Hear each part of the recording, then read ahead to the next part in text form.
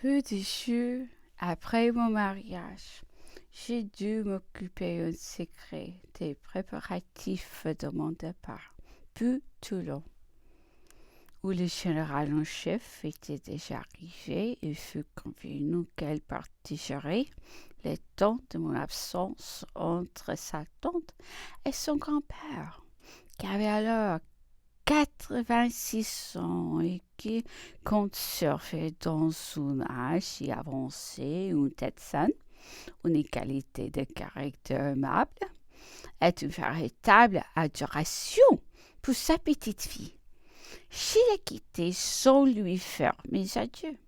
Ils aurions été trop pénibles, je ne revins que 18 mois après. Ainsi mes pressentiments feront de monter par l'événement des 8 et du grand que nous étions 4 Perrurons.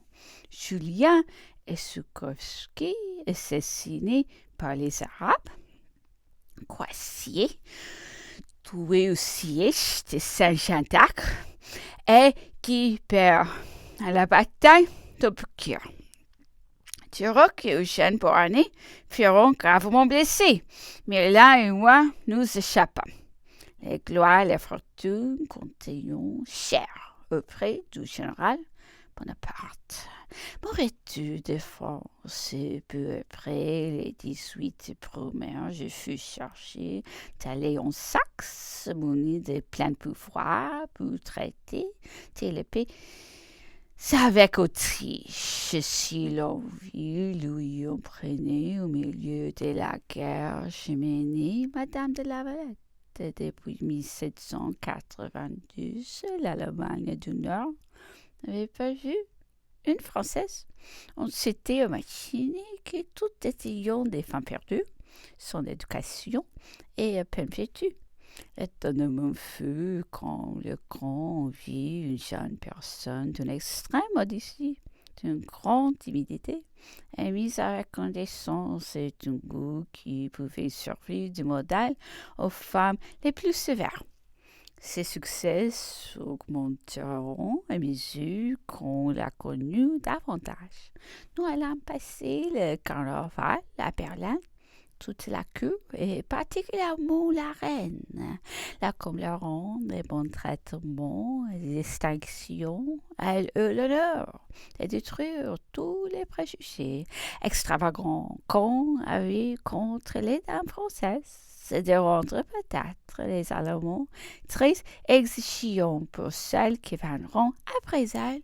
Mon séjour en Allemagne était son but après la victoire de Hohenlinden. La première consul me rappela près de lui lorsqu'il plaça la couronne impériale sur la tête de Joséphine. Sa nièce fut nommée dame de Tours.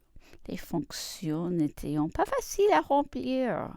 L'empereur qui réglait sa maison comme son vaste empire était loin d'y obtenir en toute la même obéissance.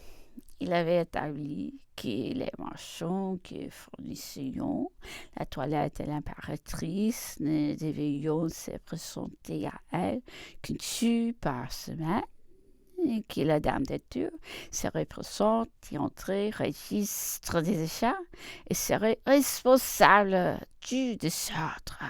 L'exécution du règlement du plus bientôt à l'impératrice, la dame de Tours osa réclamer, elle fut boudée, et peu à peu ses fonctions se réduisiront à celles des dames du palais. Heureusement, l'empereur ne lui en sut pas mauvais gré, mais ce qu'elle n'avait pu faire, l'empereur n'y obtint pas davantage. Et la dame d'honneur, Madame de la Rochefoucauld, ne put éviter des tracasseries dont elle eut beaucoup à souffrir. Le divorce et le mariage de l'empereur avec Marie-Louise rendiront à Madame de la Valette sa liberté. Depuis cette époque, elle ne parut point aux Tuileries. Aussi, la catastrophe de 1814 la trouva préparée. Elle souffre le chagrin que sa reconnaissance pour l'empereur lui rendit fort ta mère.